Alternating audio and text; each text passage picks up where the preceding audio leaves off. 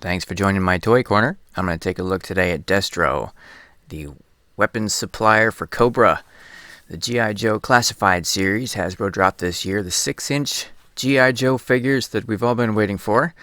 Destro is probably one of my favorites so far that I've seen, next to Snake Eyes, of course. I'm just a fanboy. So on the side, you got the great artwork there with Destro's close-up face. You'll notice the GI Joes are in blue on this symbol side. Cobra looks like it might be in red. I don't know if that's consistent.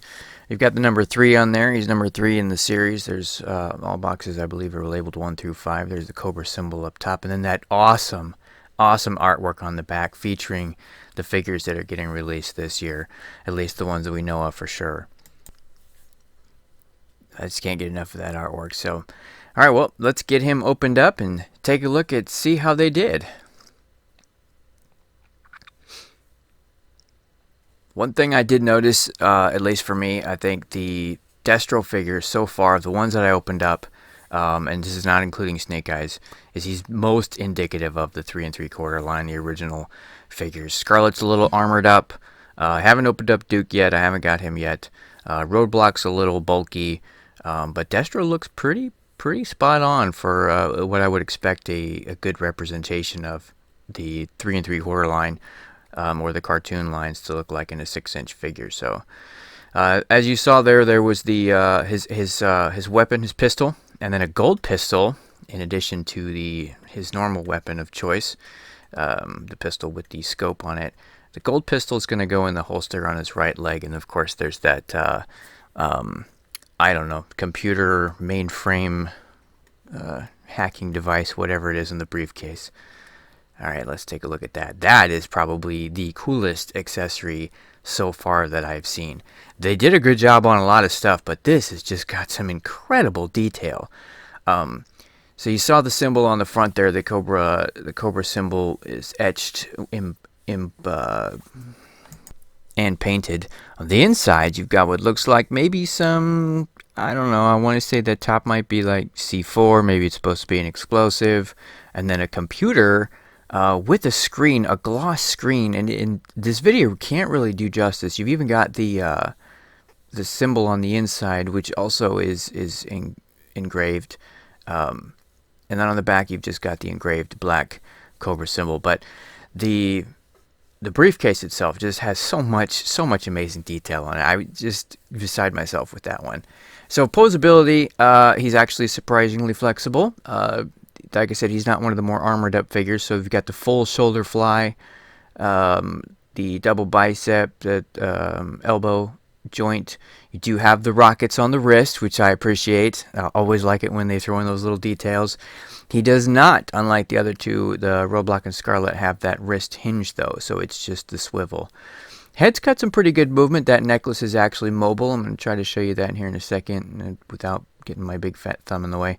So yeah, there's mobility. The necklace probably could come off if you wanted to, but that's pretty signature for him. I wouldn't take that off. This is on here pretty tight. The holster's pretty snug on there, which I appreciate, because some of the Marvel Legends that have the holsters, they wobble up and down with against the waist belt. So that's nice that they tied that down.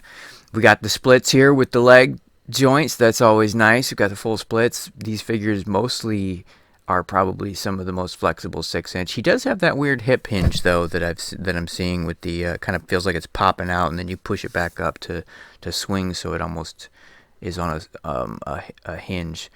So you got a slit in the thigh there. The knees have the double joints, and then a slit in the boot right above. Perfect cut too, by the way. Right on par with the scope.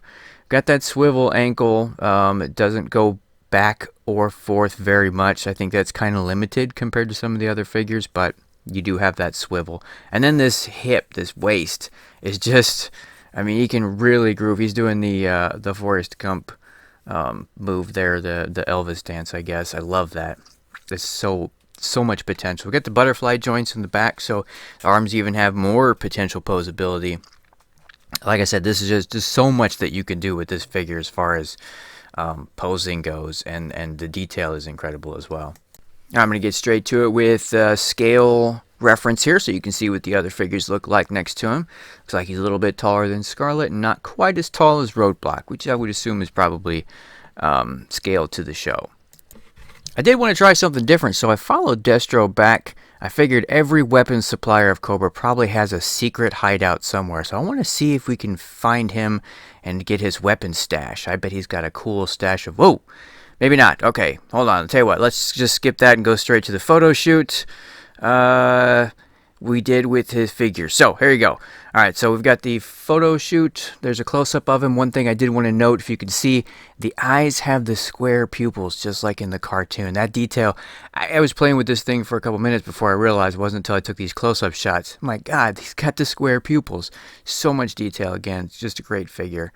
There's a little close-up of those rockets, just because that's probably one of the coolest things that I remember from my childhood, playing with the other one, the smaller versions. So there's that bomb briefcase there, a little close-up shot of it, and then we're going to show him getting kicked in the chest by Scarlet, which is always fun. And there you go. There's him running away in his signature pose. Thanks for watching. Hope you enjoyed.